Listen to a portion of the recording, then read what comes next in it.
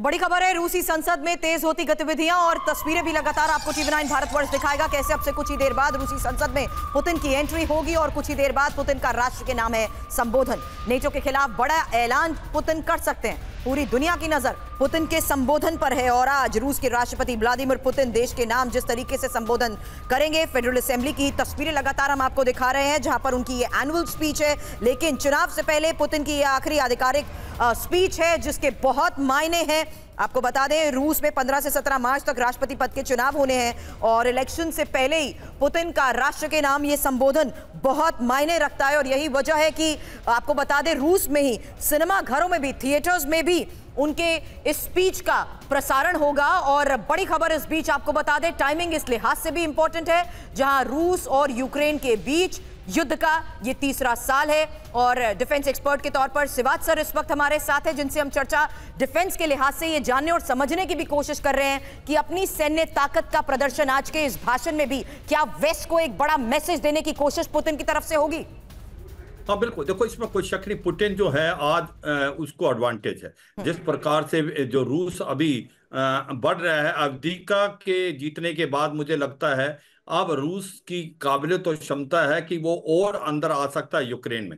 और ये काफी डर अब नेटो को सता रहा है। और सबसे इंपॉर्टेंट चीज ये है क्योंकि हथियारों की कमी के कारण अम्यूनिशन हथियार नहीं है यूक्रेन में, इसीलिए ये लड़ाई जो है रूस अब ऐसा लग रहा है ये जीतता नजर आ रहा है। मगर ये सच्चाई है कि क्या नेटो इस युद्ध में शामिल हो सकता है? मुझे लगता नहीं कि नेटो ऐसी गलती करेगा कि इस युद्ध के अंदर बूट्स ऑन ग्राउंड भेजे, क्योंकि अगर बूट्स ऑन ग्राउंड भेजता है तो फिर इसका दायरा बहुत बढ़ सकता है और ये लड़ाई एक फैल के थर्ड वर्ल्ड वॉर की तरफ जा सकती है। और इसीलिए क्योंकि G20 में भी वर्चुअल संबोधन के दौरान पुतिन ने युद्ध को खत्म करने की बात पर जोर दिया था।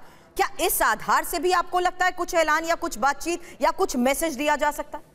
अब मुझे लगता है ये मैसेज अपने जो ऑडियंस है, डोमेस्टिक ऑडियंस के लिए बहुत अच्छा है, क्योंकि मार्च में इलेक्शन है। वो ये बताने की कोशिश करेंगे कि अगर नेटो के ट्रुप्स आते हैं यूक्रेन में तो फिर रूस ऑल आउट जा सकता है और एक प्रकार से नेशनलिज्म को बढ़ावा देंगे रशिया में, और वो उसको फायदा देगा इलेक्शन के टाइम में। और मुझे लगता है कहीं ना कहीं मैसेज भी भेजेंगे नेटो कंट्रीज को कि रूस किसी हद तक जा सकता है। मैं ये कहूं कि न्यूक्लियर हथियार इस्तेमाल हो सकते हैं इस लड़ाई में, ऐसा मुझे बिल्कुल नहीं लगता। लेकिन न्यूक्लियर हथियारों की जिस तरीके से तैयारी को लेकर मनीष लगातार रिपोर्ट्स और दावे किए जाते हैं, उस आधार पर यह चर्चा इसलिए आगे कर रही हूं क्योंकि कहीं ना कहीं यूक्रेन किस तरीके से बैकफुट पर आ चुका है ये पुतिन पहले भी साबित कर चुके हैं।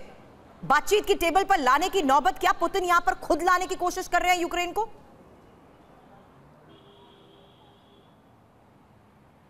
देखिए सुरभि, अहम बात यह है कि पुतिन की तरफ से बार बार यही कहा जा रहा है कि हम तो बातचीत के लिए तैयार हैं, लेकिन अमेरिका तैयार नहीं है और अमेरिका की मर्जी के बगैर जेलेंस्की बातचीत करेंगे नहीं।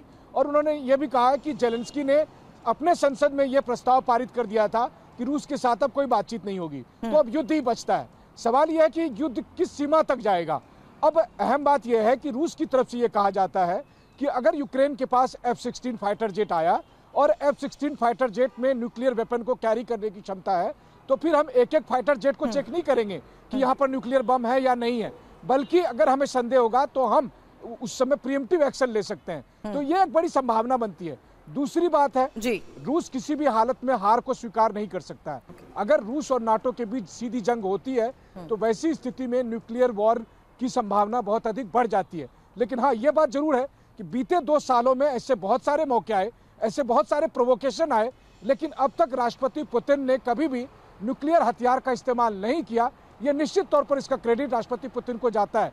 लेकिन आज का संबोधन इसलिए महत्वपूर्ण है क्योंकि राष्ट्रपति चुनाव से ठीक पहले जब पुतिन ये बात कहेंगे तो वो एक बात फिर कहेंगे कि देखिए, युद्ध तो हम नहीं चाहते थे, उस समय भी युद्ध हम पे थोपा गया और आज भी नाटो सीधे हमसे लड़ना चाहता है, हमसे फिर युद्ध थोपा जा रहा है। और ऐसे में रूस के सभी लोगों को एकजुट होकर रूस के जो बात आपने कही है उसी को अगले नोट पर लेकर जाना चाहूंगी।